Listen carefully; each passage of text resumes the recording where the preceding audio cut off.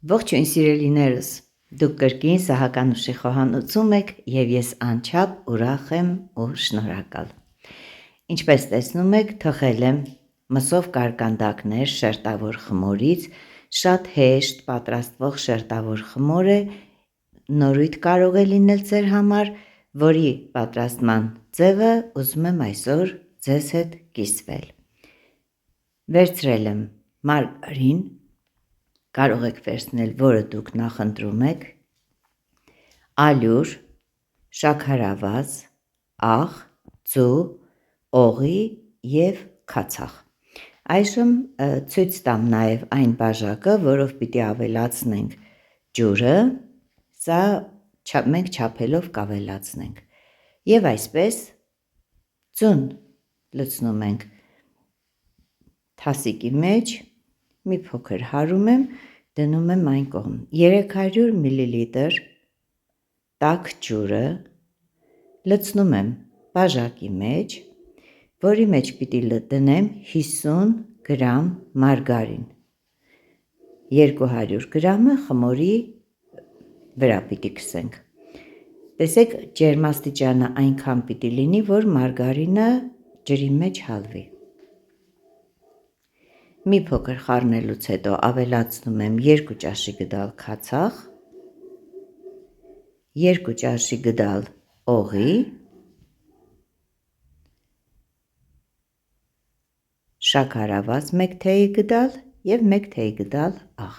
Այս ամենը լավ խառնելուց հետո այժմ պիտի ավելացնեմ ալյուրը։ Վերցրել եմ 500 գրամ ալյուր, մի փոքր կավելանա, բայց հնարավոր է մեծ ձու լինի, հնարավոր է փոքր լինի կամ միջին չափի, այս մեր խմորի ալյուրատար լինելը կախված է հեղուկ բաղադրիչներից։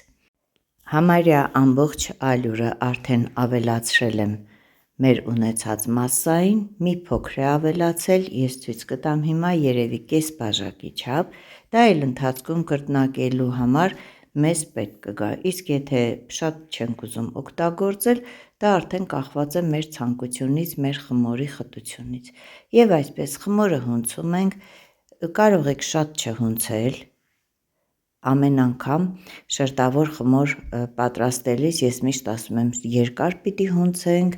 մի քանի անգամ էլ խփենք, մի քանի տասնյակ անգամ խփենք սեղանին, բայց այս խմորը երկար հունցել չի ուզում, որովհետև մենք խաղալով այսպես ձեռքի հետ այս խմորը պատրաստելու ենք և 1 ժամ, ժամուկես հետո մենք կունենանք արդեն պատրաստի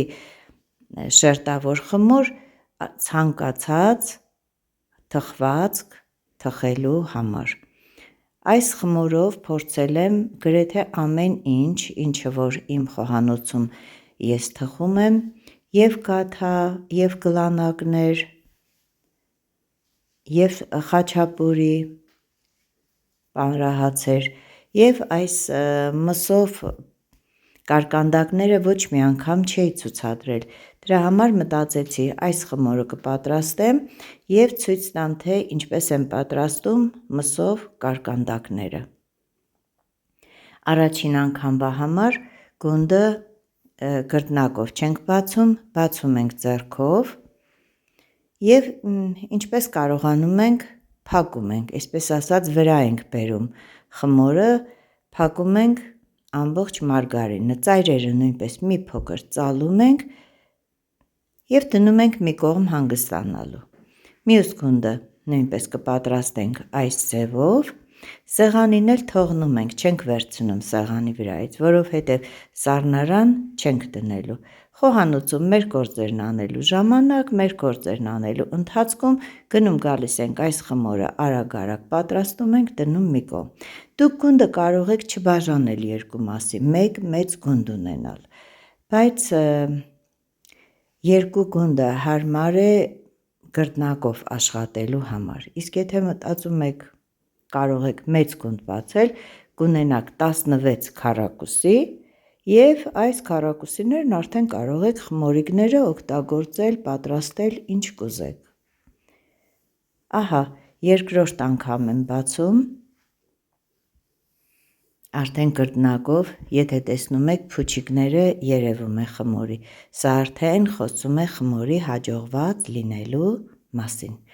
չստացվելու տարբերակ չկա, առաջին անգամ փաթաթում եմ այս ձևով, էլի չեմ դնում սառնարան, թողնում ենք սեղանի վրա, մնում է 10-15 րոպե, մինչև մի փոքր հանգստանա, որ բացել փակելը մեզ համար ավելի հեշտ լինի, բայց եթե տեսնում եք շատ փափուկ խմոր է, թողնում եմ սեղանին, 15-20 րոպե պտտվելուց հետո նորից գալիս եմ խմորը բացելու, նորից բացում ենք կրկնակով, փուչիկները ցույց եմ տալիս, շատ ուրախանում եմ, երբ որ շերտավոր խմորը փուչիկներ է ունենում, չգիտեմ, երևի արդեն հաջողության գրավականը երևում է, երկրորդ անգամ արդեն այս ձևով եմ բացում, փակում, որպեսզի շերտերը ավելի շատ ունենանք և մարգարինը ավելի հավասարաչափ տարածվի, շատ գեղեցիկ գնդեր են, ասեմ, որ յուրաքանչյուր գունդը 450-ից 500 գրամ է, այդպես տանը պատրաստելու համար ես առանձնապես չեմ կշռում, բայց որպեսզի դուք մոտավոր պատկերացում ունենաք, թե ինչ խմորի հետ գործ ունեք, ինչ չափի գունդ եք ստանալու, դրա համար հատուկ կշռել եմ, այս անգամ արդեն սառնարանից էի հանել խմորը, ինչպես տեսաք, բավականին սառն էր և վերջ, մեր գունդը արդեն պատրաստ է թխվելու։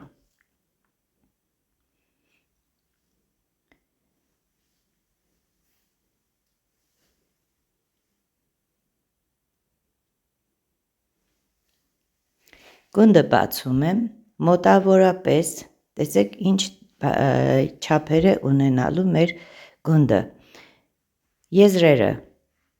որպես ընդունված կանոն կտրում եմ, իհարկե սրանք մի կողմ չեմ դնելու, այդպես կփաթաթեմ, տեսեք կես սանտիմետր հաստություն ունի, շերտերը չգիտեմ ինչքանով հնարավոր եղավ տեսակ թե ոչ, բաժանում եմ 8 մասի, երևի տեսախցիկի տեսքից է, որ այսպես երկարավուն են երևում, բայց իրականում իրենք շատ գեղեցիկ քառակուսիներ են, միսը տեղադրում եմ մեջտեղում, միսը ասեմ նրբաբլիթներ էի պատրաստել և ավելացել էր միսը, դե ինչպես միշտ շատ ենք ամեն ինչը պատրաստում, որ հետո էլ կարողանանք ինչ-որ բանի օգտագործել և որոշեցի այս խմորի մեջ դնել, հիմա ցույց տամ միսը,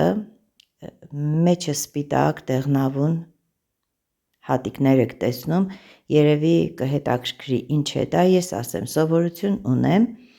տավարի մսի հետ անպայման ձու կտրտել, չգիտեմ, այդպես մանկությունից եկած սովորել եմ, այդպես էլ շարունակում եմ անել, ստացվեց տեսեք 8 շատ գեղեցիկ մսաբլիթներ, չգիտեմ ճիշտը ինչպես է, կարկանդակներ, մսաբլիթներ, ով ինչ ուզում է թող ասի, ինչպես ուզում ենք անվանենք, կարևորը որ ստանանք համեղ ու գեղեցիկ խմորեղեն, ինչպես գիտեք միայն սպիտակուցն եմ քսում խմորեղենի երեսին և այժմ ուղարկելու եմ ջեռոց 250 աստիճանում, 15 րոպե թխելուց հետո իջեցնում ենք 180 աստիճան և ունենում ենք այսպիսի կարմրաթուշ գեղեցիկ կարկանդակներ, այսինքն պատրաստ լինելը արդեն կախված է, թե մեր կարկանդակները երբ գեղեցիկ այսպիսի կարմիր տեսք կունենան և ինչն է հետաքրքիր, ուշադրություն դարձրեք, միայն սպիտակուցն եմ քսել, բայց ինչքան գեղեցիկ է կարմրել իմ կարկանդակները և այսպես սիրելիներս այս նույն խմորով կարող եք պատրաստել տարբեր միջուկներով, տարբեր կաթաներ, տարբեր ընդեղեն դնելով, ինչ ձեր ցանկությունն է, ինչ կկամենաք, իսկ ես որոշեցի այսօր պատրաստել մսով կարկանդակ, կիսվեցի ձեր հետ իմ բաղադրատոմսով, իսկ այժմ ինձ մնում է ձեզ հրաժեշտ տալ Կրկին շնորհակալություն եմ հայտնում իմ ալիքին հետևելու,